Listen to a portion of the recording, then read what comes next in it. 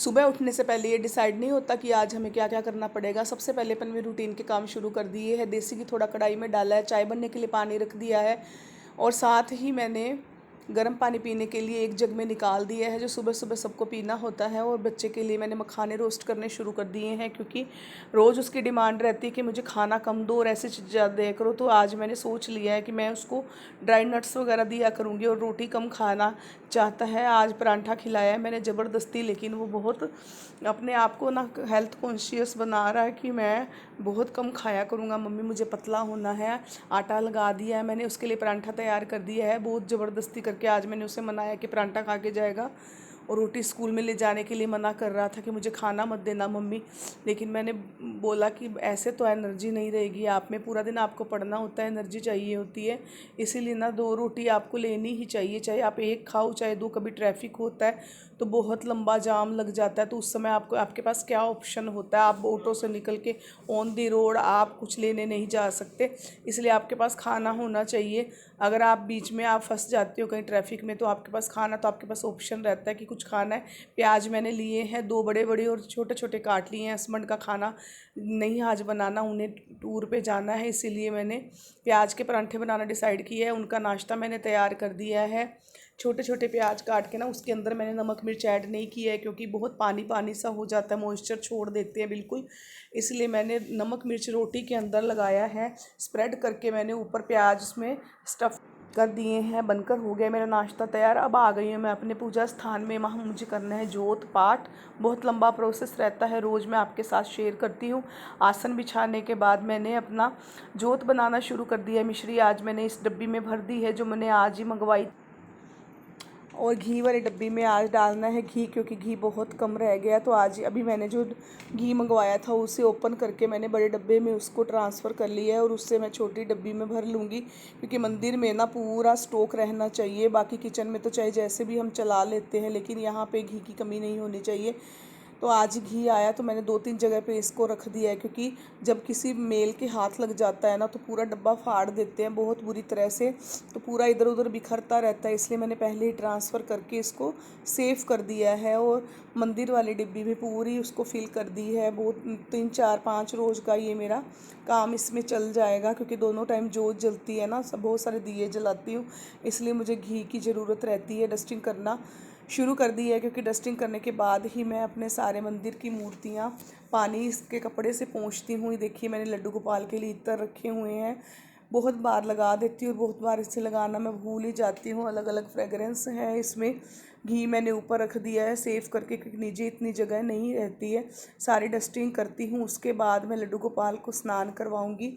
और साथ ही मैंने कपड़ा रखा हुआ है, जिससे मैं गीला करके मैं सारी मूर्तियों को पोंछती हूँ, और रोज़ डस्टिंग होती है, रोज़ ही मूर्तियाँ पोंछी जाती हैं। आज थोड़ा ठंड लग रही थी, इसलिए मैंने लड्डू गोपाल जी के लिए गरम ड्रेस निकाली है। उनको गरम वुलन की मैंने फ़्रॉक डाल दी, क्योंकि बाहर बारिश हो रही है और ठंड है। बच्चे के रूप में नहीं रखती हूँ इनको, फिर भी मैंने जो इनके लिए कपड़े बनाए ना उनको अच्छे से यूज कर लेती हूँ। श्रृंगार मैंने बनाना लगाना शुरू कर दिया है, बाल उड़ा दिए हैं, मुकुट इनके सर पे रख दिया है, जो भी पगड़ी है। उसके बाद मैं तिलक अर्पण करती हूँ सभी को। और अब मुझे जोत करनी है। मेरी ना जोतें काली हो चुकी हैं, तो मैं इसको बेकिंग सोडा नींबू वगैरह डाल के अभी साफ़ करूँगी। काफ़ी दिन से ना बहुत अच्छे से इसका डीप क्लीनिंग नहीं हुई है, इसलिए काली पड़ जाती है जोत जलते जलते। तो साबुन सर्फ से तो डेली साफ़ होती हैं, लेकिन जो इनका बेकिंग सोडा नींबू एल्युमिनियम फॉइल के बीच में रख के जो इसको साफ़ किया जाता है ना, उस तरह से साफ़ करनी पड़ेगी, तभी ये चमक उठेंगी। या कोलगेट से साफ़ करती हूँ।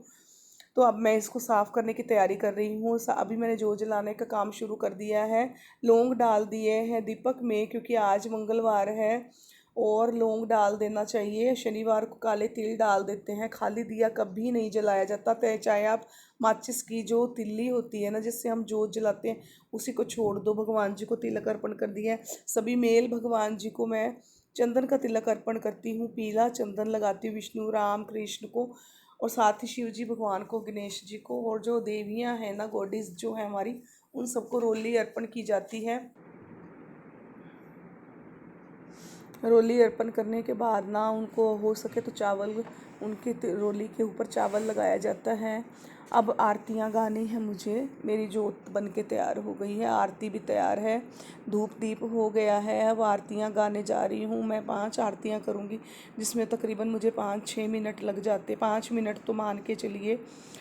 आरतियाँ पूर्ण होने के बाद जो चरणामृत रखा है ना भगवान जी का, उसको हम आरती के ऊपर से, दीपक तो नहीं है उसको बिल्कुल हिलाते नहीं है, आरती के ऊपर से उसे 3 बार घुमा के जरा सा जल भगवान जी को आचमन करवा के फिर भोग लगने के लिए रखा जाता है। फिर दोनों तरफ जय और विजय द्वारपाल के रूप में जल छोड़ा जाता है थोड़ा थोड़ा, और 2 बार पीछे अपने सिर के ऊपर से घर में सुख शांति के लिए जल प्रवाहित किया जाता है। अब आ गई हूँ मैं रसोई में। अचानक गेस्ट आने वाले हैं, उनका फ़ोन आया। देखो मैंने चावल पहले ही बना रखे थे, दाल बनी हुई है सांभर वाली, और भिंडी मैंने फटाफट बना दी है, और रायता डाल दिया है बूंदी का, और साथ ही मैंने सलाद काट के खूब सारा तैयार कर दिया है, क्योंकि सब लोग हैं, भैया भी हैं, बच्चे भी हैं, हम लोग भी हैं, वो भी हैं, तो सबके लिए इतना सैलेड हो जाएगा। काट के मैंने पहले ही इसको सेव करके रख दिया है। उसके बाद मैं खाना सर्व करना मैंने शुरू किया है। मैं गेस्ट का वीडियो नहीं बना सकती, क्योंकि वो शायद लाइक ना करें मैं उनका क्लिप लूँ तो। दीदी बैठी हैं, आपको सोफ़े पे दिखाई दिया होगा। अब आ गई हूँ मैं रसोई में। मैं देखिए कप वगैरह मैंने खाली करके रख दिए हैं, क्योंकि क्रोकरी ना पहले ही संभाल दी जाती है, उसे टूटने का डर रहता है। बाकी बर्तन उससे साइड में करती हूँ, तो बाद में धो के इसको संभालना भी पड़ता है, बहुत काम बिखर जाता है, लेकिन काम सब कुछ करना होता है। किचन में आइसक्रीम सर्व कर दी गई है। अब शाम को मैंने दहलीज पे दिया जला दिया है, क्योंकि ये शशफ से बोला था, अभी मैंने लाइव ख़त्म की है, आपको पता ही है, लेकिन उसने दिया नहीं जलाया, मुझे ही जलाना था। अब आ गई हूँ मैं अपने मंदिर में, मुझे जोत करनी है, लेकिन आज मेरे पास ना उपला नहीं है। उपला मैंने मंगवाया है तो देवर ही लेके आते हैं, वो अपनी शॉप के पास उधर उपले मिल जाते हैं पैकेट वाले। जो कंडे वैसे तो नहीं मिलते, पैकेट वाले छोटे छोटे उपले होते हैं ना, वही लेकर आते हैं। आधा उपला काफ़ी रहता है एक दिन के दूफिए के लिए। जोत बना दी गई है, आरती मैंने गाना शुरू कर दिया है। तुलसी जी पे दीपदान मैं अभी करके आऊँगी बाहर, क्योंकि तुलसी बाहर रखी हुई है मेन एंट्रेंस के, तो मैंने जला के अभी साइड में रख दी है तुलसी जी की जोत। आरतियाँ गाने के बाद फिर भोग लगेगा, उसके बाद पहले तुलसी की जोत जला के आऊँगी। मतलब तुलसी जी मेरी सूख गई हैं, नहीं लगवाऊँगी मैं। केले पर ही, केले का भी पत्ते ना काफ़ी सूख गए हैं, लेकिन जैसे भी है ना बीच में से एक एक पत्ता हरा निकलता रहता है, इसलिए उसे मैं ग्रीन ही मानती हूँ। साइडों वाले पत्ते सूख गए हैं, पता नहीं मौसम ऐसा है, क्योंकि धूप की वजह से धूप दीवारों पे तो आती है, लेकिन पूरी तरह अंदर नहीं एंटर होती। तो हमने ना धूप लगवाने के लिए गली में रख दिया था गेट के पास गमला, लेकिन वहाँ भी ना वो टूट गया, पता नहीं गाय ने, कुत्ते ने, किसी ने गिरा दिया, धूप नहीं मिल पाई और गमला टूट गया। तो तुलसी की जो पत्ते और जड़ थी ना, उसे तो उठा कर मैं अंदर ले आई थी, लेकिन एक और तुलसी का प्लांट है वो अंदर ही रखा है, वो भी सूख गया। अब मैं रीज़न नहीं समझ पा रही हूँ क्यों सूख गया। शायद कहते हैं हमारे घर के जो कष्ट होते हैं ना, जो हमारी जो भी नेगेटिविटी होती है ना घर में, वो अपने ऊपर ले लेते हैं पौधे और हमारी रक्षा करते हैं। जिस प्रकार वो ऑक्सीजन देते हैं और कार्बन डाइऑक्साइड वापस लेते हैं, इसी तरह से मानते हैं कि वो हमारी नेगेटिविटी सोख लेते हैं। अब जलाने जा रही हूँ, तो देखिए ये मेरे पास लोहे की जोत है और चांदी की जोतें हैं। जो पीतल वाली होती हैं ना वो तो साफ़ रहती हैं, ये लोहे वाली भी काली हो जाती हैं, और जो चांदी वाले होते हैं ना ये बर्तन भी काले पड़ जाते हैं। तो कोलगेट वगैरह लगा के ना इनको साफ़ करूँगी, और तभी साफ़ होकर चमक उठेंगे। बाहर रखा हुआ है केले का पौधा, बहुत ही खिला खिला था कुछ दिन पहले तक, बहुत अच्छे लंबे लंबे पूरा फला फूला था। देखिए अब सूख गया है, मैंने जो जला दी है।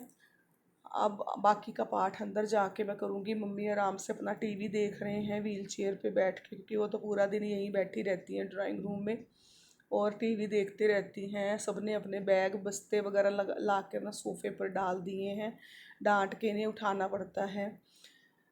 मंदिर में अभी बहुत काम बाकी है, आसन वगैरह उठाना होता है। भोग लगाने के बाद ना बाकी का पाठ करती हूँ मैं बैठकर। मुझे कम से कम ना 30 मिनट 40 मिनट लगते हैं पूरे पाठ, क्योंकि बहुत सारे दुर्गा कवच, विष्णु सहस्त्र नाम और मालाएं करनी होती। माला तो मैं नहीं लेती हूँ, हाथ की उंगलियों पर ही पाठ करती हूँ। अब आ गया है उपला, तो मैंने लास्ट में उपले को जला करना गैस पे मैंने इसके ऊपर देखो हवन सामग्री डाली है, 2 चम्मच के करीब, 1.5 चम्मच के करीब मैंने इसको डाल दिया। चम्मच में इसके अंदर रखती हूँ, जिसमें मैं 10-15 चीज़ें इसमें मिक्स करी हुई हैं। अब इसके ऊपर तिल डाल दूँगी, कि तिल अभी मैंने नहीं डाले हैं उसमें, इसलिए अलग से डाल रही हूँ। साथ ही कपूर को थोड़ा सा क्रश करके इसके ऊपर डाल दिया है, घी डाल दिया है और अब अग्नि इसको प्रज्वलित कर दी है भगवान जी के पास। इसको करने के बाद सारे कमरों में इसका धुआं देना है ताकि अच्छे से खुशबू आए घर में।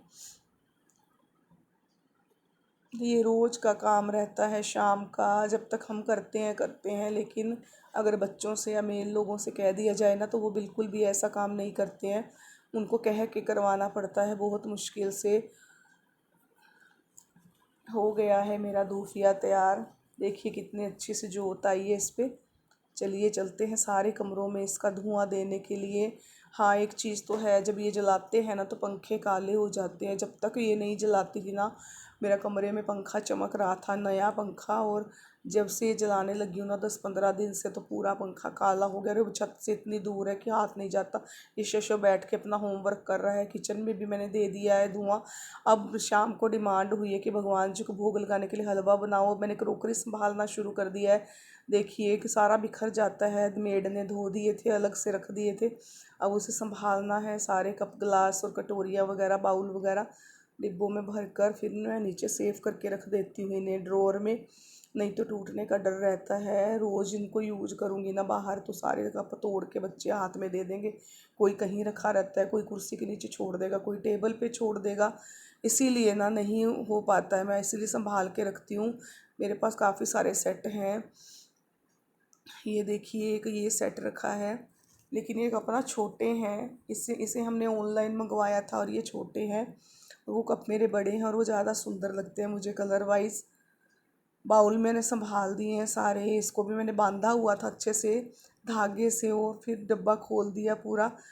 काटना पड़ा था जल्दी जल्दी में, तभी मैं इसे सर्व कर पाई थी।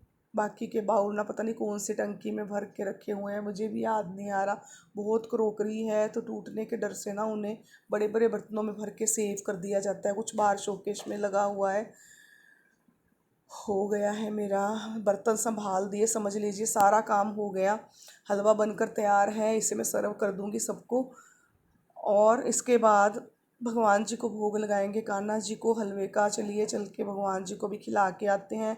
चम्मच पूरे नहीं हैं, देखिए चम्मच स्टैंड में पूरे चम्मच ख़त्म हो गए हैं। दिखाती हूँ आपको अभी। तो इस तरह के डोंगे मेरे पास कम से कम 10 हैं, तो वो भी आज दिखाई नहीं दे रहे हैं। तो किसी के लिए कटोरी में, क्योंकि रात के बज गए हैं 10:30, तो किसी को कटोरी में दूंगी, किसी को बड़े बर्तन में। प्लेट्स वगैरह लगा दी हैं मैंने स्टैंड में, धुले हुए बर्तन सारे रख दिए गए हैं। देखिए अलग अलग तरह के सबके लिए बर्तन निकले हैं, जैसे भी हैं। बहुत लेट हो गया, लाइव आने का टाइम हो गया है, मुझे एक्सरसाइज भी करनी है। इसीलिए जो मिलता है ना उसी में मैं सर्व कर दूंगी। 2-2 करछी हलवा सबको मुंह मीठा करवा दूंगी। देखिए चम्मच नहीं है और चम्मच रखे हैं, अब ये निकाल लूँगी ना, ये भी सब मिक्स हो जाएंगे। अलग से चम्मच रखती हूँ मैं, जब ज़रूरत पड़ती है तभी निकालती हूँ। नहीं तो बहुत सारे चम्मच मेरे लगे हुए हैं रसोई घर में। तो इतने चम्मच थे कि काउंटिंग ही नहीं थी, सब खो दिए 2-2 करके। ईशव का खाना मैंने डाल दिया है। चलिए चलते हैं भगवान जी को भोग लगाने के लिए। कान्हा जी भोग लगाओ। पर्दा कर देते हैं फिर से, भगवान भोग लगा लेंगे। इसके बाद उन्हें दूध पिलाना है। दूध पिलाने के बाद उन्हें विश्राम करवाऊंगी। सारे बर्तन यहाँ से उठा के ले जाऊंगी अभी। जो बत्तियाँ वगैरह जल चुकी हैं, ऐश हो गए हैं ना जो, सारा है उसी पॉलीथीन में डाल दूंगी। और जब लास्ट में ना, जब हमारे दुकान का सर्वेंट जाता है ना कहीं भी, तो उसके हाथ में हम भेज देते हैं पानी में प्रवाहित करने के लिए। तो सब इसमें डाल के रखती हूँ। अभी ले चलते हैं बर्तन मांज कर, हमें सुबह के लिए रख